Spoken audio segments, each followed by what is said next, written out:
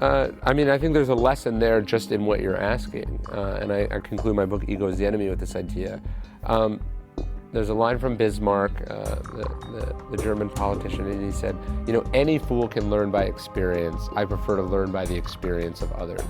And so just this idea of like, hey, there's a couple thousand years of recorded human history of which really smart people have written books or essays or given speeches about their experiences and the lessons that they've learned.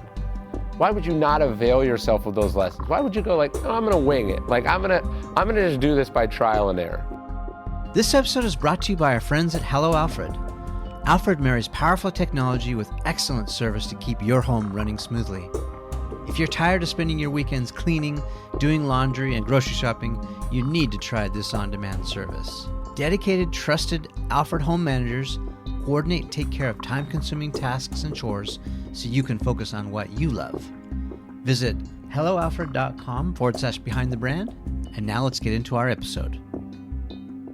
I'm Ryan Holiday, best-selling author, and you're watching Behind the Brand with Bryan Elliott. Hey, I'm Bryan Elliott. Welcome to another edition of Behind the Brand. Today I'm here with best-selling author Ryan Holiday. Ryan, welcome to the show. Thanks for having me. I usually ask my guests, how'd you get this job? Okay. Writing is a weird job because nobody gives it to you, right? And my path was strange. I started as a research assistant for a writer, and then I had a 7-year detour as a marketing director and marketing consultant. But what I really wanted to do was be a writer. And so the paths sort of converge. I'm researching and thinking. I knew someday I would do a book, and then that came together in my first book, which is sort of an expose of the darker side of marketing. And I thought, okay, now I'm a writer. And then I didn't stop doing the marketing thing. So I just kept, there was sort of these parallel tracks, they converge, and then they kept going in a parallel direction for a long time. So it's as James Altucher would say, it's like a job you choose yourself to be a writer. No one's like, I think people think if I go to school and get an MFA or I write really great stuff on the internet, someone will say like, you're officially a writer, but you never arrive at it. It's a weird thing. I want to go back a little bit maybe to your childhood. Tell me about where you grew up and how you grew up. So I grew up in a suburb of Sacramento, California, not a particularly notable place. I didn't know any writers. None of my parents' friends were writers, so this wasn't like a viable career path. There was no modeling. You didn't see it happen. Yeah, and I don't think I loved reading. I was a huge reader as a kid, but I don't think I ever thought like those are real people that do this for a living, and that like my parents had a job. My dad was a police officer. My mom was a school principal. I don't think it ever occurred to me, and it certainly wouldn't have occurred to them, that writing was a job like their jobs. It paid a little differently, and it was a little more untraditional, but that it was an occupation, it was a craft, Wow, tough crowd, very authoritarian, right? School principal, police officer. Very traditional sort of blue-collar, middle-class professions. They wanted me to go to college. I ended up dropping out of college at 19, did not go over super well. What kind of kid were you? What did you want to be when you grew up? Did you think about other career paths? I think I knew that I didn't want to have a job. I think I didn't want my parents' life in that sense. I didn't want to work all the time and then have set vacations, or I didn't want to have to live in necessarily one place. I didn't want a normal life. And why is that? Because I don't know if it seems weird. Maybe weird's not the right word. It's unique that you would come to that conclusion at such a young age. Well, maybe it was like a good rebellion, right? So instead of shaving my head and getting weird tattoos, or I was like, I want to be successful, but in a different way, So it was a very sort of benign rebellion. But I think I just wanted a different, I wanted a creative life rather than an occupational life, I guess is maybe what I was constrained by, schedules and other parameters, yeah? Yeah, I remember once I asked my parents, why do we live in Sacramento?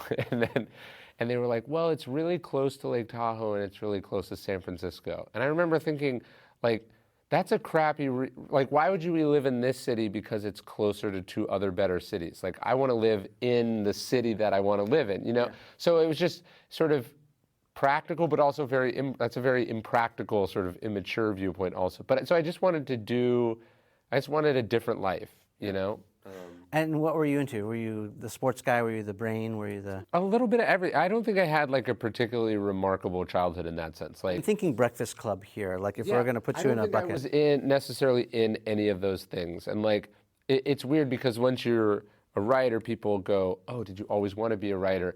I don't think I was really thinking about it because I knew I wanted something different, but was that music or was that the entertainment business? Was it writing? Was it inventing things? Like it was just, was it an art? It was something different, but probably like a lot of people, I didn't actually have any breakout skills in anything, so I didn't know.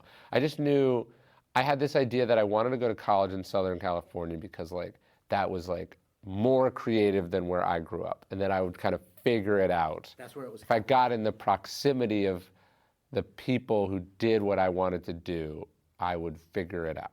Yeah. Very insightful, though, actually, at a very young age, too, to figure that out. Maybe. I mean, it was probably that, and then, my high school girlfriend went to college down here, too. So it was probably a little bit of both. But I just knew it was like, you're not going to figure it out in the town that you're living in where no one is doing the thing that you're doing. Like, I think you got to be in the environment. Like, you're not going to get I think mentorship is very important, for example. But if you're not going to have a mentor if no one around you does the thing that you're trying to do. Right, exactly. You've got to be where the action is, where it's all happening. Yeah. Paul Graham has a great line. He's like, even like Da Vinci had to move to Florence and to Rome. Like he couldn't stay. If he couldn't do it, why do you think you can do it in Omaha? You can go back to Omaha once you make it, but it's really hard to like break out there. That's interesting. Let's maybe revisit that. My next question is this evolution. So let's talk about your marketing career. Yeah. You went to work for American Apparel, right? Mm-hmm. And that was sort of in the heyday. Yeah, yeah. And good things happened. Mm-hmm. But how did you kind of rise through the ranks? Did you find it difficult, or was it pretty easy in that organization? I think one of the things you want to do if you're trying to sort of break into an industry is you either find someone that's like totally new, that's like you want to get on a rocket ship that's going in a direction, or you want to find maybe somewhere that's going in the wrong direction, but like is important or once was powerful, because then you have a lot of tools to play with.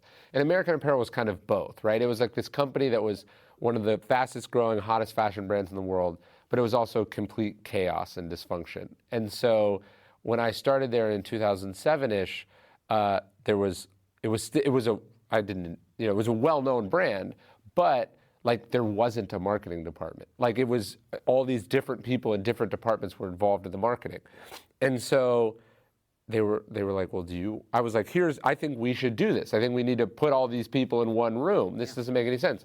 And they're like, oh, that's a good idea. And then they're like, do you want to be in charge of these people? And that's how I ended up being the marketing director of a publicly traded company.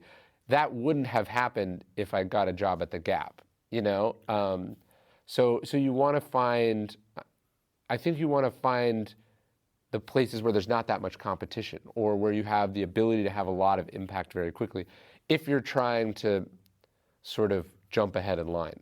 I think a lot of creative people think that their industry is a meritocracy because they see the best people. They see what seems like really great people on top, and they don't realize that there were many other equally talented people, or perhaps even more talented people, who did not break through for luck, because they didn't understand the politics, because they didn't want to do the work. All these things. So you got to figure that out for sure. On this show, I talk to a lot of entrepreneurs. Do you consider yourself an entrepreneur? It's a weird word. I get people throw that at me sometimes, or I'll get introduced and they'll be like, Ryan Hall is an author and entrepreneur. It's not like a label that I would personally identify with, but I mean, I own my own business, and I would argue that every creative person, unless you were existing in the old studio system, like you work for yourself. You are you Inc., So you have to be I would say I'm entrepreneurial. I don't think I would primarily identify as an entrepreneur, if that distinction makes sense. Yeah, and so then the next question, a little deeper, would be, then do you think that title is something that we're born with, or is it something that we learn? Maybe it's like you are born with it and then we learn the opposite of it, right? Like school does not particularly breed for the traits that are important in entrepreneurship, right? Like independence, creativity, thinking outside the box.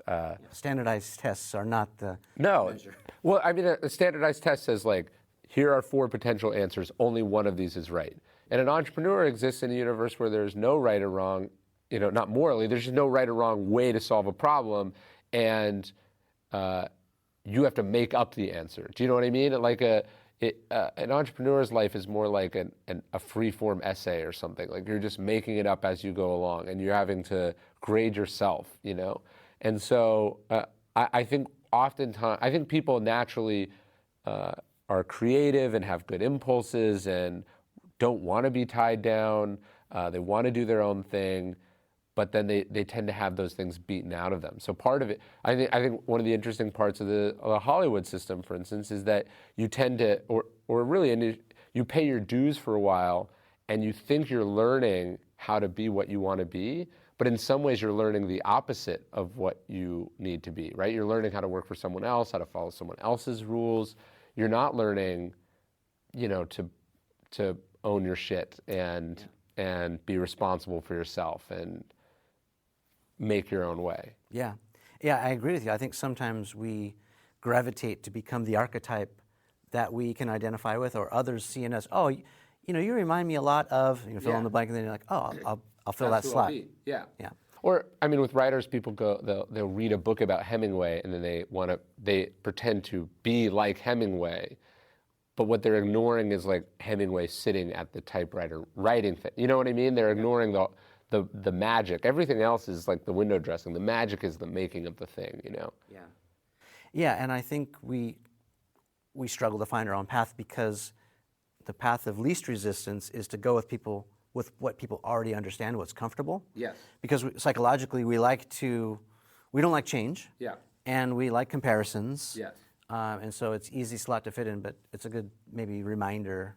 Well, Peter Thiel, who I wrote about in my new book, Conspiracy, he talks about how we're very mimetic. Now, so not an internet meme, but we copy other people. We look at what other people are doing, and since we're uncertain, we go, oh, that's what I should be doing.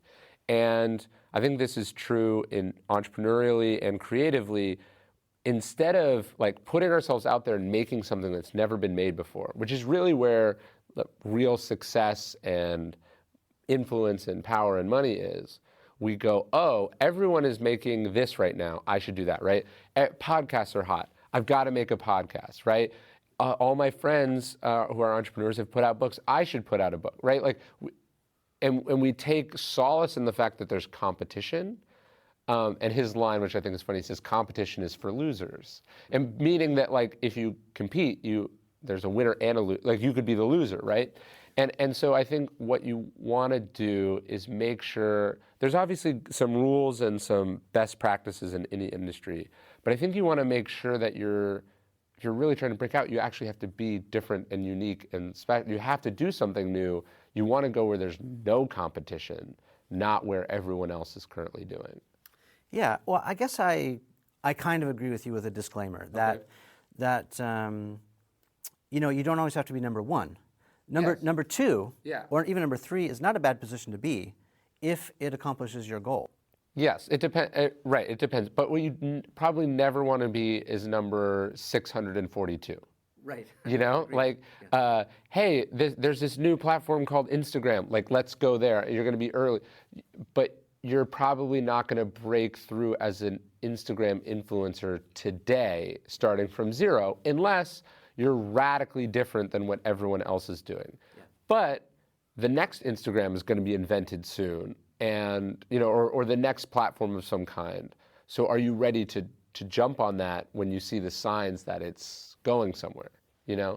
Let's go back, because we're sort of getting into this discussion of personal branding. Yeah. And I love the new book, by the way. It was a fascinating story. Definitely like Count of Monte Cristo kind of storyline. We'll get to that, but I want to go back to some of your earlier books, and I'm just curious more than anything. A couple things. You're a young guy. How old are you? I'm 30. So how do you do this?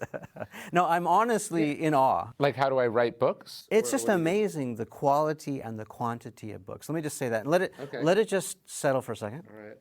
It's amazing. Thank you. Much respect. Your earlier book or books, I'm curious, like personal branding, because do you still get kind of a bad rap from those earlier days, or how are you navigating that, or do you even care? I mean, I definitely care because I don't think I'm an asshole and I don't want to come across as one. But I think it's if you're not engendering a reaction. And can I clarify why I thought that? Yeah, please. I thought that because I thought that you were super manipulative, like you game the system. I mean, that's the subtitle of the book, so of course it's not a big leap. It was very audacious, right? To basically publish your playbook. Yeah. To say, maybe even suggest that you could do this too in your own space, and I get marketing, right? Yeah. And marketing is a lot of smoke and mirrors. It's psychology and it's a lot of things. But it's also hard for me to break from my brand, which is to try my best to be genuine and authentic, right? So how do you navigate? Let's just maybe talk about perceptions and things. No, it's weird because I felt like, and this was probably naive, but like I felt when I was writing Trust Me, I'm Lying, and the subtitle is Confessions of a Media Manipulator, which is and it's a book about media manipulation. I felt like I was actually coming from a very genuine and earnest place, which is like, here's how it works. I don't think that it's good that it works this way, and I'm showing you how it works because I think you're going to share my disturbance about this, right? So you're exposing. That's what I felt like I was doing, and look, I'm certainly dancing on the line. Like I was also good at it, and I also felt like some of it was humorous and strange and absurd, and so I felt like what the book was doing was that, and then a lot of people interpreted it as like, this is good, you should do it this way, and so look, if I was branding it again. Although I think the liar's paradox there in the title, the idea of trust me, I'm lying, can you listen to someone who's saying they're lying? I think it was funny, I think it got attention. I think for the long term, the costs outweigh the benefits of that title, right? I probably would have gone more with the confessions as the title because these people should understand that different word choice, like the slightest word choice can totally change the perception of a person, of a life, and they become triggers. Yeah, and I'm in some ways, digging myself out of that hole. But I felt like I'm going to write this book, and it's going to be what it's going to be. It's going to get attention. I've got to. If you're not engendering a reaction, you're nothing, right? Like it's certainly better than obscurity. And then I said, but I'm going to do something unexpected with the next books, which is I'm not going to write more of this. I'm going to write really thoughtful, sort of big picture, philosophical books, and I'm gonna let my actions sort of over the long term speak to who I feel I actually am. So that's the lesson, I guess, that I wanted to pull out a little bit, and I think it's a really good one. I'm going to underscore it, which is, you do stuff. Yeah. You ship it. Yeah. And it's out there, and then you deal with the consequences, right? Positive or negative. But I love your path because you have really walked the walk and the talk, Yeah, and look, if you make, there's certainly people who have bigger sort of skeletons or scandals in their past, right? People have gotten in real serious trouble. But if you do the work, like if you make stuff that people like, if you put yourself out there and you provide, I think you can overcome almost anything. Do you know what I mean? Like you can not erase it, but you can transform it and change what it means, And so, are you writing with people in mind, or are you writing for yourself? When I write, I think it's very important that you're writing to someone. It can't be to everyone. Like I talk to lots of authors, and I guess this is probably true for a YouTube creator, an entrepreneur. Like, who is this for? And they don't have a good answer. They're like everyone, or smart people, or So like I think one person that has been successful for me that I write to will be like a younger version of myself. So like at 30, I might be writing to myself at 25, and I might also weirdly, and this sounds, be writing to myself at 35 or 40. Sort of like, what do I understand intellectually, but that is actually going to require a lot of work to get there. But I can still sort of project out in the future. So a version of yourself is really good. And then I do think I try to have with most of my books some proxy, some person in my life that I feel like really needs this. And that allows me to really make sure the content is nailing at least one person's experience. Yeah.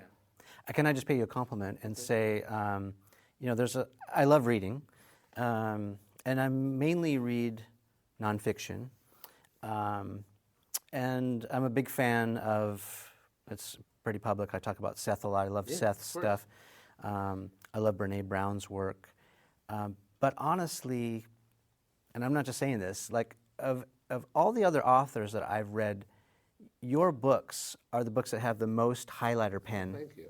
And so profound at such a young age. I'm just blown away. It's just, where does that come from? Well, it doesn't come from me, right? So I feel like my job as a writer is to, I think I'm a great researcher. And I think I'm good at finding connections and threads throughout history and tying them together. The book that comes to mind is Obstacle. Yeah. I mean, that is, so the premise, the idea of the obstacle being in the way, is a 2,000-year-old idea that's validated by both Buddhist and Stoic philosophy. So it's not as if I was sitting there and I've undergone this tremendous adversity and I came to this hard-won truth. I mean, I've experienced adversity in my life, I've gone through things, certainly true with my experience, but what I'm primarily doing there is taking this timeless idea and talking to myself and to the reader about the importance of it. Do you know what I mean? So I'm a conduit for wisdom and history rather than the creator of it. Yeah, so, and I completely relate, because that's what this show is all about. Sure. I'm a curator. Yeah. I'm a synthesizer, a conduit. Look, and I think there's a humility in that, and I think it makes it easier to be more prolific and to make more stuff than to go like, I'm the genius, I'm inventing this. That some people are that, and like I respect the hell out of those people, but that's not who I feel like I am. And so it's much like I don't despair when I'm sitting at the blank page going like, what am I going to teach people? I go, what do really brilliant people, what have they already discovered that we've forgotten or we need to be explained better? And that's what I feel like my job is. Let's talk about conspiracies a little bit. Okay. Your new material, what a story. It's an insane story. And several really important lessons. Let's maybe talk about some of those lessons that could be pulled out. Because, I know the people who are watching this, they're either working for someone else or they've got their own thing going. And you define conspiracy in a very neutral kind of way. Let's talk about that, but also then maybe some practical applications for these little rebellions or coups or... So the book is the story of the billionaire Peter Thiel's sort of 10-year war against Gawker Media. They'd outed him as gay. They were sort of this, he believed they were this sort of forced, or this website terrorizing the world, and he plots in secret to destroy them. And I mean, I'd followed this story, I'd read about it, I was lucky enough to talk to him, he was willing to talk to me, I talked to all the people involved. And I think my insight was, oh, this sort of unwieldy, enormous thing with all these characters and all these twists, this is a conspiracy. That's what this is. How did you approach Peter, by the way? He reached out to me. I'd written an article about Gawker. I'd written an article about what had happened, but in a much less in-depth way, obviously. And he just said, hey, I liked your writing. We should talk sometime. And we ended up talking. And so, I mean, the advice there for me is like, from me there is like, when opportunity knocks, make sure you answer the door. Well, and when you create something, you never know who's watching or reading. Right, yeah. You never know who your actual audience for your work is. You're making a video and you think it's for the thousands of people, but it might be one person who watches it that changes the whole course of your life. But so I think my breakthrough on the book was like, oh, this is a conspiracy.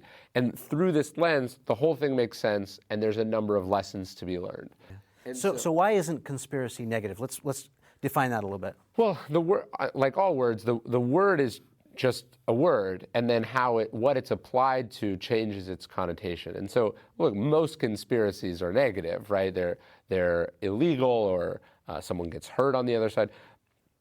But I wanted to take this idea of like, well, what if you were this idea of secrecy, of coordination, patience, collaboration, some insight or breakthrough. You find some unlocked back door or loophole. These are all fairly neutral or positive traits. And so if they were applied towards a positive end, why would that be negative? Yeah, well, they're little mini rebellions, and this country was founded on a little mini rebellion. I think that's exactly right. And look, in a way, a startup is kind of a conspiracy. I think a book, I think I related to it as a book. A book is a conspiracy. I have this idea. I need people to hear it.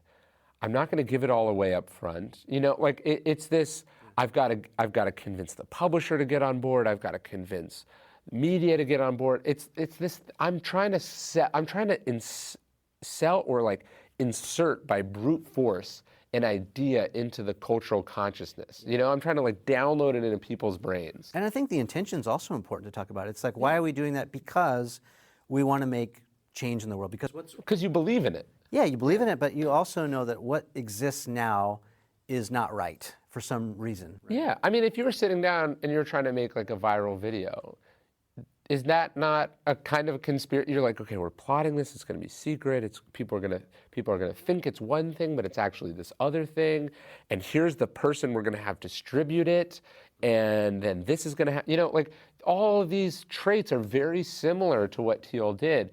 Now, look, it's a very controversial thing what he did. This idea of a powerful person shutting down a media outlet. This has a lot of First Amendment implications. It has a lot of implications about the influence of money in our political system. So my premise was all of that is secondary to what actually happened and how it happened. Yeah. And I think, my books I try to be amoral in the historical stories that I talk about because I want people to see them for what they are and then learn positive lessons from them rather than to go, oh, I disagree with that person or I don't like that person. Sometimes I tell a story of Obama in one of my books, or then I tell a story of a conservative politician, and people will get mad and they'll go, how could you say this about, and I'm like, because the lesson is good. I'm not making any statement about this person as a person. I'm just saying what they did here is something, and I'm willing to learn and steal from anyone that's good at anything, And so that's how I try to do this book. So what do we learn from Peter Thiel and Hulk Hogan's approach? Well, I think you learn a bunch of things, but here's an interesting one. So they out him in 2007. He was gay, but it was only known to his friends and family. They write this article, and he's incensed by it. And yet what he doesn't do is react emotionally in the moment. He doesn't go, you hurt me, I'm going to hurt you. A fight doesn't break out, right? He just sits, and he just thinks about it. For almost 5 years, he just thinks about it, right? How incredible is that? He just thinks. And so he's taken the emotion out of it, he's taken the passion out of it, and he's just looking for an opportunity. And so it's not until 2012 that Gawker runs this surreptitiously recorded sex tape of Hulk Hogan, which is crazy and a whole other story, that Thiel goes, oh, what Gawker did to me was not illegal, but what they did here is a violation of several laws in Florida and possibly in the federal level as well. So he assembles a team and he says, here's our chance. People, to me the lesson is, again, it's this idea of competition. Don't strike exactly where they think you're going to strike. Don't do the obvious thing. Step back, think about it, be a little philosophical about it, and then look for the opportunity that no one else even thinks is an opportunity, because that's where the incredible gains probably are. Yeah, wow. Beware the quiet ones. Yeah, no, of course, of course. If someone says something nasty about me on Twitter, or I get an email from, in some business, the idea of fighting back immediately, it tends to escalate things. So just maybe in thinking about it for those 5 years, he might have come to the conclusion that this is not a good use of my time. I'm going to do something else. So you want to make sure fools rush in, right? Don't rush in. Take your time, think this over, and then take the best shot. Take your best shot. And I learned a lot from that. I mean, just personally in my own life. Well, yeah, and we're back to obstacle is the way, where You talk about perception versus objectivity, how important that is. Yeah. No, if you're just reacting, you're going to make mistakes. And I mean, I think that idea of finding the thing that other people aren't thinking. Thiel has this line, he says, most of the things that I'm working on, it's not that other people think that I'm wrong, right? He said it's that they're not even thinking about them at all, right? So we often like either everyone agreeing with us or everyone disagreeing with us. What scares us, I think, is to be so ahead of the curve that no one's even thinking that this matters, right? And so as this case sort of winds its way through the legal system, it's not that Gawker thought that Hogan and Thiel, who was, they didn't know, they just knew this was happening. It's not that they thought that Hogan had a bad case. It's that they really thought he had no case at all. Like there's this famous interview that the founder of Gawker had some reporter asked him about it, and he goes, I don't understand this, do you? He says, I don't get why this is happening. And you can tell that was why they never took it too seriously until it was too late. So was that hubris then? It's hubris, but it's also brilliance on Thiel's end, right? It's I'm gonna think about this so much. As an investor, the idea is you only want to invest in something where you have an edge, where you think you know something that other people don't know. And so I think we can, if I'm writing a book, I'm not thinking, oh, this is hot right now. Everyone's talking about this. Or I'm not thinking, oh, this is going to piss a lot of people off. I'm thinking, here's where we are now. By the time this comes out, here's where I think we're going to be. And then 5 years in the future, like The Obstacle's the Way, it did pretty good when it came out. It's done well since it came out. But one of my secrets, or one of the things is that people are always going to be encountering obstacles. It's not as if obstacles are going away anytime soon. So what I was really doing there is trying to own a pain point. Like I wanted my book to be a solution to a pain point that's always going to be there. And so I know that book's going to endure over a long time in a way that, friends of mine, authors maybe you've had on the show, have had much trendier books that have sold very much better than Obstacle in the short term. But I feel comfortable about the bet that I've made. Yeah, but those books are not required reading for the New England Patriots. What you were saying to me, I was imagining, and my mind thinks in analogies and metaphors all the time. What Thiel did was judo. Yeah. And my understanding of judo is you use the opponent's momentum against them. Yes. In Gawker's momentum, they just thought they could own this. In fact, they had bullied everyone up to date, That is an interesting part of this whole story. On the one hand, Thiel is this billionaire, but who is more powerful? Is it a billionaire, or is it a media outlet that does millions of page views a year, or billions of pages a year? And so Thiel sort of realized that, there was that hubris there, that they were overconfident. And he believed that if he could sort of maneuver around them, he could get them into a position where that hubris was working to his advantage. So one of the pivotal moments in the trial is during the deposition phase. All of the Gawker writers are deposed. And because every lawsuit they'd ever been in had never gone to trial, not only had they never been deposed before, they didn't think that any of this was serious. And so they said a number of things in these depositions that would be used against them later in the court of law that a thinking person or a more cautious person never would have said. Well, and even the attorneys didn't really do their due diligence because they were so confident they didn't catch that one huge mistake which ended up being the nail in the coffin. Yeah, they just thought, and maybe they did catch it, but they said, this will settle, right? So most lawsuits settle. Most things don't go the distance. And so if you take that assumption too literally, you're not thinking far enough ahead. So it's like they never had a plan B for if it didn't settle. And Thiel's plan was to never settle. And so the ultimate long game. Yeah, he was playing the long game, they were playing a short game, and eventually those two things collided into each other. Yeah.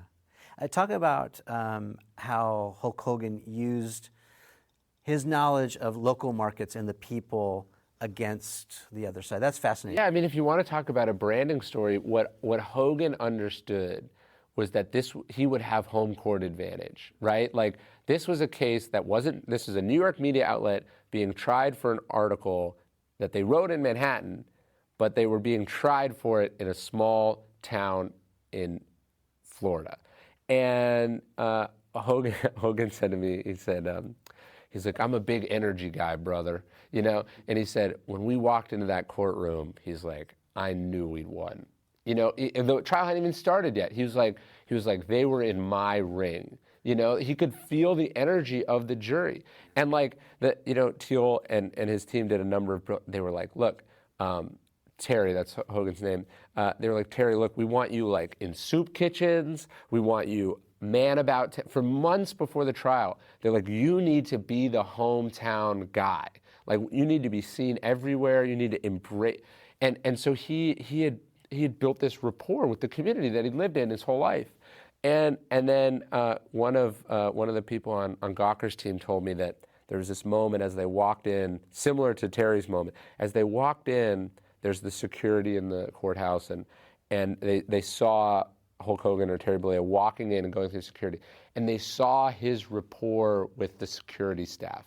They were like, they wanted pictures with him, they were talking to him, and they were doing wrestling moves and talking about how they'd seen him beat Andre the Giant, and they were just like, we screwed up.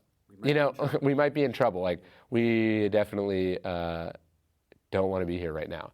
And so that knowing who your audience is, I think Gawker thought their audience was the New York media. And the New York media was very favorable, but that wasn't who was deciding their fate. It was 6 people from Pinellas County, Florida.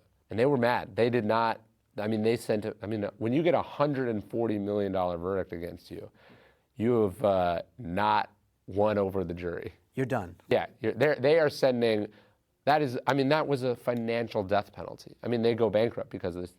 The jury said, you shouldn't exist anymore. Yeah. If it's up to us, and it is up to us, goodbye. And that was a branding mistake. So what other, life or business lessons can we pull out of this for some practical application? Yeah, there's a lot. I think just this idea of secrecy, right? Like, he's not tweeting about this as he's doing it. He's not giving interviews about it. He's not putting out press releases. It would have been valid, like, to think he did, so 9 years this transpires, and he does it with no public validation whatsoever. Like, although as it happened, when it's ultimately revealed, a lot of people are very upset about it.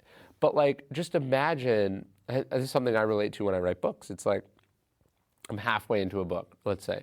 I'm 6 months into writing. But no one's saying, you're doing a great job. They're not like, I love this is helping. There's a lot of validation and rewards that come at the end of creative work. But it's this dark valley when you're making it. When you're 15 hours into editing a video, you're like, why am I doing this? This is the worst, And so oftentimes we can turn to social media, to bragging about what we're doing as a way to kind of replenish that confidence. And so what I think is pretty incredible what Thiel did is that he did it in secret for so long. He was he had this iron will, this sort of confidence. Again, you can disagree with the outcome, and you can still be impressed by, like, he was working on a secret plan that was national headlines all the time. And he basically told no one that he was behind it, because he did the simple calculation. More people knowing, does it help or hurt what I'm doing?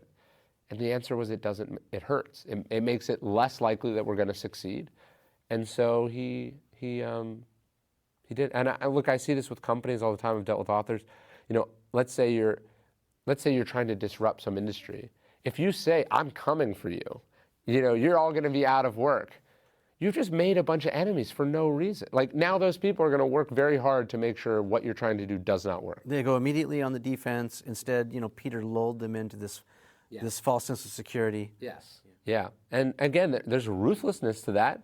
It's scary. I wouldn't want to be on the other side of it. But there's also a lesson. I don't think it's ruthless. I think it's very tactical. I think it's, if as everyone says, business is war or sport, And when I say ruthless, I'm not even judging it. I'm just saying that, he was not giving, there's a line from Napoleon who's like, you should never do what your enemy wants you to do for the reason that he would want you to do it, right? And the reason that Nick Denton, who's the founder of Gawker, or that other people would have wanted Thiel to say what he was doing, is that then it would have been easier for them to stop it, right? And so you want to go, well, what does my opponent want me to do here? Like, what would be better for them?